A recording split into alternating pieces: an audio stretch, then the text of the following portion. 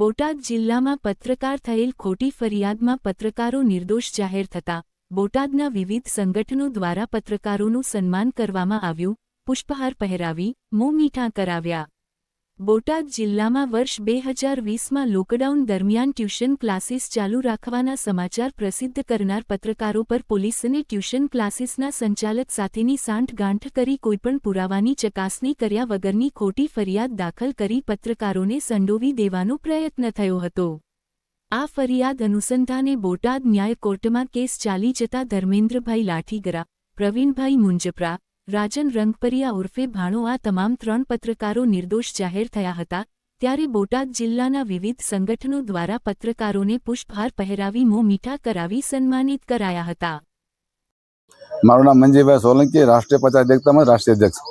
આજે કોઈ પત્રકારોનું સન્માન કર્યું છે? પત્રકારો જે નેશનલ મીડિયા જે રહ્યા એને તો સરકારે ખરીદી લીધા છે, પણ જે સોશિયલ મીડિયાવાળા જનતાની જે અવાજ ઉપાડતા હોય, સતત મેદાનમાં રહેતા હોય, પોતાનો મારી ભાષામાં બોલું પોઈન્ટ પૈસાનો પેટ્રોલ વાપરી અને આમ જનતાની જો સેવા કરતા હોય ને એની મદદ થતા હોય ને એની ઉપર સત્તામાં બેઠેલા સત્તાધીશો અને સરકારના જે ગુલામો જે ખોટી ફરિયાદ કરીને એક સારા એવા પત્રકારોને માત્ર ખોટી ફરિયાદ દાખલ કરતા હોય એમના માટે સબક છે કે તમે ફરિયાદ ખોટી કરજો, પણ ન્યાયપાલિકાની માલમાં અમુક માણસો બેઠા છે કે સાચાને સાચું ને ખોટાને ખોટું કહેવાવાળા છે। આજે ધર્મેન્દ્રભાઈ એમની ટીમની જે જીત થઈ છે, એમની જે ખોટી ફરિયાદ થઈ હતી એમાં સરકારને અને ફરિયાદ કરનાર વ્યક્તિને વિચારવું જોઈએ અને શરમ આવવી જોઈએ કે આવા લોકોને મારે ખોટી ફરિયાદ ન કરાય। હું આજે મીડિયાના માધ્યમથી સરકારને પણ કહેવા માંગુ છું, જે ફરિયાદ લેતા ખોટી એવા અધિકારીને પણ ચેતવું છું, ખોટી ફરિયાદ કરશો તો તમારે પાછા પગલાં ભરવા પડશે। અને ધર્મેન્દ્રભાઈ જેવા સારા પત્રકારની બોટાદને નહીં પણ ગુજરાતને જરૂર છે। આવનારા સમયમાં જો પરિવર્તન લાવવું હોય તો જય ભીમ, જય ભારત, જય સંવિધાન। બોટાદ રિક્ષા એસોસિએશન પ્રમુખ દિલીપભાઈ મહારાજ।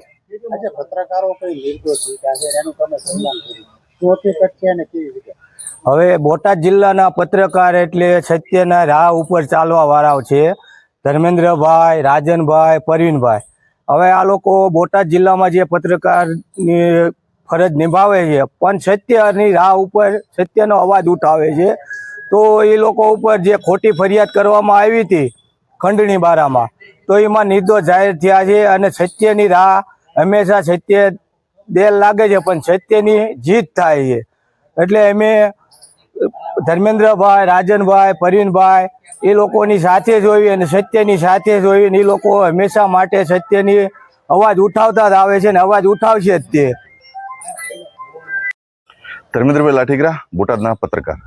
આજે નામદાર કોર્ટ દ્વારા કંઈક તમને નિર્દોષ છોડવામાં આવ્યો છે અને લોકો સન્માન કરી રહ્યા છે, શું? 2020ની અંદર 3 પત્રકારો ઉપર ખોટી ફરિયાદ દાખલ કરવામાં આવી હતી। રાગદ્વેષ રાખી અને ખોટી ફરિયાદમાં 3 પત્રકારોને ફસાવી દેવાનો પ્રયત્ન થયો હતો। ત્યારે નામદાર કોર્ટમાં આ સમગ્ર કેસ ચાલી જતા ન્યાયપાલિકા પર અમને વિશ્વાસ હતો। સમગ્ર કેસની છણાવટ કરી અને સત્યતા બહાર લાવવામાં આવી છે। ચોક્કસથી આ હકીકતને ધ્યાને લઈ કહી શકાય કે સત્ય પરેશાન છે, પરાજિત નહીં।